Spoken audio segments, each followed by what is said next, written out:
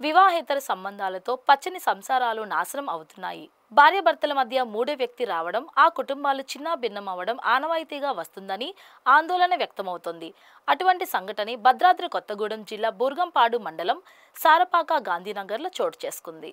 తన భర్త కేసుపాక వీరన్న వేరే మహిళతో అక్రమ సంబంధం పెట్టుకుని తనను వేధిస్తున్నాడని అతని భార్య బిందు మీడియా ముందు వాపోయారు. పెళ్లి సమయంలో 10 లక్షల కట్నం తీసుకుని అదనంగా మరో 15 లక్షలు తీసుకున్నారని గుర్తు చేశారు. పిల్లలు లేరన్న నెపంతో వేరే మహిళతో అక్రమ సంబంధం పెట్టుకుని తనను వదిలించుకోవాలని చూస్తున్నాడని ఆరోపించారు. తనకు న్యాయం చేయాలని కోరుతూ ఆమె అత్తవారి ఇంటి ముందు ధర్నా చేశారు.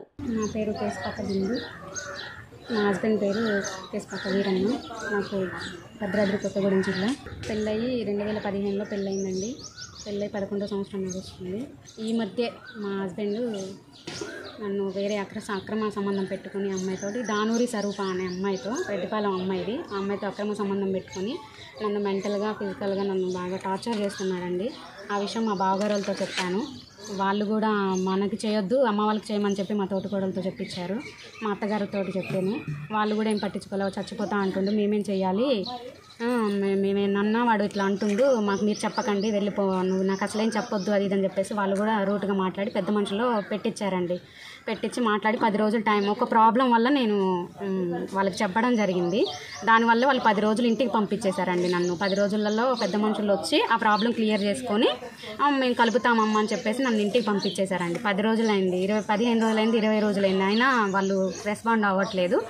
పెద్ద మనుషులకు కాల్ చేస్తే వాళ్ళేమో వీళ్ళేం మాట్లాడట్లేదమ్మా, మీరు కేసు పెట్టుకొని నేను వచ్చి చెప్తానని చెప్పేసి చెప్పారండి. నేను కేసు పెట్టానండి, మార్చిలో కేసు పెట్టాను. వాళ్ళు పిలిపించారు, ఆ ప్రాబ్లం క్లియర్ చేసుకొని ఎస్ఐ గారు రమ్మన్నారు. ఆ ప్రాబ్లం క్లియర్ చేసుకొని వచ్చాక వాళ్ళు కాంటాక్ట్ అవ్వలేదు. నేను వెళ్ళి అడిగానండి, అడిగితే మళ్ళీ పిలిపించారు. పిలిపిస్తే పెద్ద మనుషులు వచ్చారు. కేసు ఫైల్ చేద్దామనే లోపు పెద్ద మనుషులు వచ్చి మేము మాట్లాడతామండి అని చెప్పేసి బయటికి సంతకాలు పెట్టేసి నెక్స్ట్ డేనే లాయర్ గారి దగ్గరికి తీసుకెళ్లారండి. లాయర్ గారు, గంగాధర్ లాయర్ గారు, అక్కడ తీసుకెళ్ళి సెటిల్మెంట్ మాట్లాడారండి. నాకు సెటిల్మెంట్ వద్దు, నాకు మా హస్బెండే కావాలి. ఆ థర్డ్ పర్సన్ అయితే ఏమైతే ఉందో అమ్మాయి దానూరి స్వరూప ఉందో ఆ అమ్మాయి వల్లే మాకు ఇష్యూస్ వచ్చాయండి. ఆ అమ్మాయి లేకపోతే మేము హ్యాపీగానే ఉంటాం, నాకు మా హస్బెండ్ కావాలని చెప్పేసి చెప్పానండి.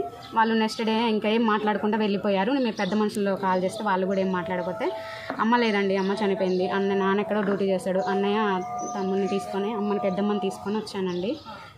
వచ్చి ఇక్కడ మాట్లాడితే వాళ్ళు వెళ్ళిపోమంటున్నారు. నేను నువ్వు ఎందుకు వచ్చావు, పోలీస్ స్టేషన్లో చూద్దాం, అక్కడికి వెళ్ళండి, నేను కోర్టుకి వేసాను, నాకు నువ్వు వద్దు అని చెప్పేసి అని ఉంటే మా అత్తయ్య, మా మామయ్య, మా బావగారండి, వీళ్ళు ముగ్గురు ఫుల్ సపోర్ట్ చేస్తున్నారు మా హస్బెండ్ని.